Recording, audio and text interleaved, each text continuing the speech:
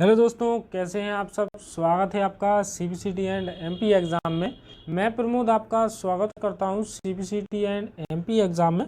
तो आइए देखिए दोस्तों, कल हमने इसके लगभग कल की क्लास तक जो क्वेश्चन कंप्लीट किए थे वो 50 क्वेश्चन कल तक कंप्लीट कर लिए थे। आज जो क्लास होने वाली है, आज की क्लास हमारी लास्ट रहेगी और लास्ट क्लास में हम जितने भी क्वेश्चन आपको कंप्लीट कराएंगे वो भी हमारे एग्ज़ाम की दृष्टि से बहुत ही महत्वपूर्ण क्वेश्चन है। तो आइए ज़्यादा देर ना करते हुए हम आज की क्लास को करेंगे स्टार्ट। तो आज की क्लास में हमारा जो क्वेश्चन है वो ये रहा कि खड़ी बोली का प्रयोग सबसे पहले किस पुस्तक में हुआ था। जो खड़ी बोली है उसका प्रयोग किस पुस्तक में सबसे पहले किया गया था, यहाँ पर पुस्तक का नाम पूछा गया है। ऑप्शन पढ़ेंगे हम अपने। भक्ति सागर में, सुख सागर में, काव्य सागर में और प्रेम सागर में। तो जो खड़ी बोली का सबसे पहले, ध्यान से सुनिएगा, खड़ी बोली का सबसे पहले जो प्रयोग हुआ था जिस पुस्तक में, वो हुआ था प्रेम सागर पुस्तक में। ठीक है ना दोस्तों। अब हम बढ़ेंगे अगले नंबर के नेक्स्ट क्वेश्चन की ओर। अगला जो क्वेश्चन दिया गया है वो ये दिया गया है कि खड़ी बोली का दूसरा नाम क्या है। यहाँ पर हमें खड़ी बोली का दूसरा नाम बताना है कि खड़ी बोली को और क्या कहते हैं। ठीक है, ऑप्शन पढ़ेंगे। मगही, कौरवी, हिंदुस्तानी या फिर बघेली। तो जो खड़ी बोली को अन्य दूसरे नाम से जाना जाता है वो है कौन सी, कौरवी। बी ऑप्शन में दिया गया है कौरवी। तो यहाँ पर इसको टिक करेंगे। खड़ी बोली का जो दूसरा नाम है वो है हमारा कौन सा, कौरवी। अब हम आगे बढ़ते हैं अगले नंबर के नेक्स्ट क्वेश्चन की ओर।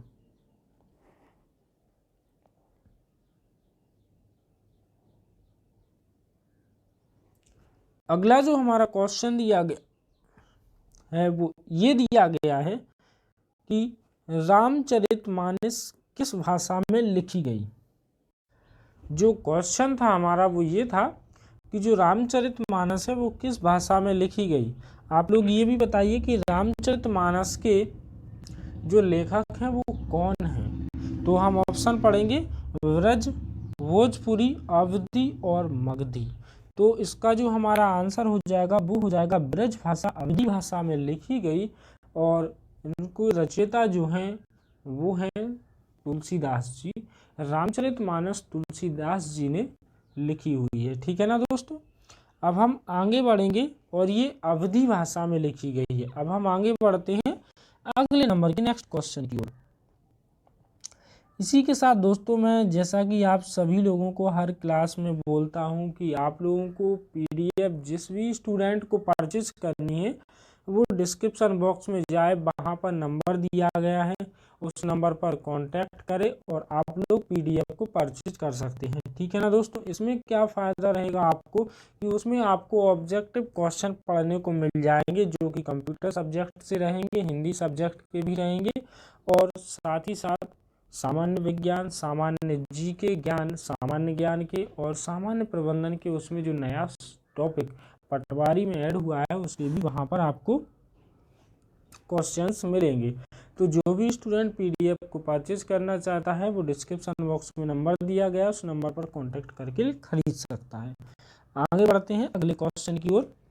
हिंदी भाषा की बोलियों के वर्गीकरण के आधार पर छत्तीसगढ़ी बोली क्या है। हिंदी भाषा की बोलियों के वर्गीकरण के आधार पर जो छत्तीसगढ़ी बोली है वो कौन सी है। पूर्वी हिंदी है, पश्चिमी हिंदी है, पहाड़ी हिंदी है या फिर राजस्थानी हिंदी है। तो जो हिंदी भाषा की बोलियों के वर्गीकरण के आधार पर जो छत्तीसगढ़ी बोली है वो पूर्वी हिंदी के अंतर्गत आती है। ठीक है ना दोस्तों। कहाँ पर आती है, पूर्वी हिंदी के अंतर्गत। अब हम आगे बढ़ेंगे अगले क्वेश्चन की ओर। मैथिली का विकास किस अपभ्रंश से माना जाता है। जो मैथिली है उसका विकास किस अपभ्रंश से माना जाता है। शौरसेनी अपभ्रंश, मगधी अपभ्रंश, अर्धमगधी अपभ्रंश या फिर महाराष्ट्रीय अपभ्रंश। तो इसका आंसर हो जाएगा हमारा मगधी अपभ्रंश से माना जाता है। मैथिली का जो विकास है जिस अपभ्रंश से माना जाता है वो है कौन, मगधी अपभ्रंश। अब हम आगे बढ़ते हैं अगले क्वेश्चन की ओर। कि तुलसीकृत विनय पत्रिका की भाषा कौन है? तुलसी द्वारा रचित जो विनय पत्रिका की भाषा है वो क्या है? अवधी, ब्रज, कन्नौजी या फिर कौरवी? तो तुलसीदास जी ने विनय पत्रिका की रचना की और उस जो भाषा में लिखी गई है वो भाषा बताना है। तो विनय पत्रिका को उन्होंने ब्रज भाषा में लिखा हुआ है।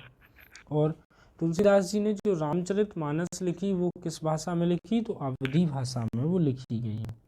आगे बढ़ेंगे अगले क्वेश्चन की ओर। अगला क्वेश्चन ये है हमारे लिए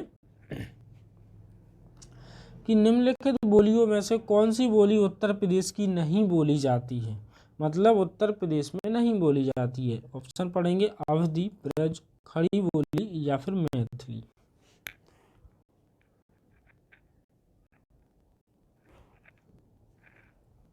तो जो मैथिली भाषा होती है वो क्या होता है? उत्तर प्रदेश में नहीं बोली जाती है। अब आगे बढ़ेंगे अगले क्वेश्चन की ओर। अगला क्वेश्चन है कि देवनागरी लिपि की उत्पत्ति किससे हुई है? खरोष्टी से, ब्राह्मी से या पैसाची या फिर कैथी? तो जो देवनागरी लिपि की उत्पत्ति हुई है वो ब्राह्मी लिपि से हुई है। आगे बढ़ेंगे अगले नंबर के नेक्स्ट क्वेश्चन की ओर। अगला क्वेश्चन देखेंगे हम अपना। अगला जो क्वेश्चन है वो ये है कि अधिकतर भारतीय भाषाओं का विकास किस लिपि में हुआ है? शारदा लिपि, खरोष्टी लिपि, कुटिल लिपि या फिर ब्राह्मी लिपि? तो अधिकतर जो भारतीय भाषाओं का जो विकास हुआ है वो ब्राह्मी लिपि के अंतर्गत किया गया है। आगे चलेंगे। हिंदी भाषा किस लिपि में लिखी जाती है? देवनागरी लिपि, गुरुमुखी, ब्राह्मी या फिर सौराष्ट्री? तो जो हिंदी भाषा है वो देवनागरी लिपि में लिखी जाती है। मॉरिशस का प्रेमचंद किसे कहा जाता है? हरिशंकर आदेश को, रामदेव, रघुवर को, अभिमन्यु, अनंत को या हरिमानक को? तो ये बोला जाता है अभिमन्यु अनंत को। जो मॉरिशस का प्रेमचंद कहा जाता है वो कहा जाता है अभिमन्यु अनंत को। आगे बढ़ेंगे अगले नंबर के नेक्स्ट क्वेश्चन की ओर। अगला जो क्वेश्चन है वो ये है कि 10वां विश्व हिंदी सम्मेलन वर्ष 2015 का आयोजन स्थल क्या है? 10वां विश्व हिंदी सम्मेलन वर्ष 2015 का आयोजन स्थल क्या है? न्यूयॉर्क, जोहान्सबर्ग, लंदन या फिर भोपाल? तो इसका आंसर है हमारा भोपाल। आगे बढ़ेंगे अगले क्वेश्चन की ओर। लाल पसीना उपन्यास के लेखक कौन है? रामदेव, रघुवीर, अभिमन्यु अनंत, सूर्य प्रसाद बीरे या फिर सहोदरा शिव? तो जो अभिमन्यु अनंत हैं उनके द्वारा लाल पसीना उपन्यास की रचना की गई है। अब बढ़ते हैं अगले नंबर के नेक्स्ट क्वेश्चन की ओर। अगला क्वेश्चन है हमारा, इनमें से किस बोली का बिहारी हिंदी से संबंध नहीं है? अवधी, मगही, भोजपुरी या फिर मैथिली? तो इसका आंसर है हमारा अवधी। आगे बढ़ते हैं अगले और आज के लास्ट क्वेश्चन की ओर। आज का लास्ट क्वेश्चन जो है हमारा वो रहा, दोहा मूलतः किस भाषा का छंद है? प्राकृतिक भाषा का, अपभ्रंश का, हिंदी का या फिर संस्कृत का? तो जो दोहा है वो मूलतः हमारा अपभ्रंश का छंद है। इसी के साथ दोस्तों आज की क्लास को हम यहीं पर करेंगे समाप्त। मिलेंगे कल एक नए टॉपिक के साथ। और जो भी स्टूडेंट पीडीएफ को परचेज करना चाहता है तो डिस्क्रिप्शन बॉक्स में दिए गए नंबर पर कांटेक्ट करके परचेज कर सकता है, खरीद सकता है। और इसी के साथ साथ जो भी स्टूडेंट हमारे चैनल पर नया हुए वो हमारे चैनल को प्लीज़ सब्सक्राइब जरूर करें। तो आज के लिए इतना ही। जय हिंद, जय भारत।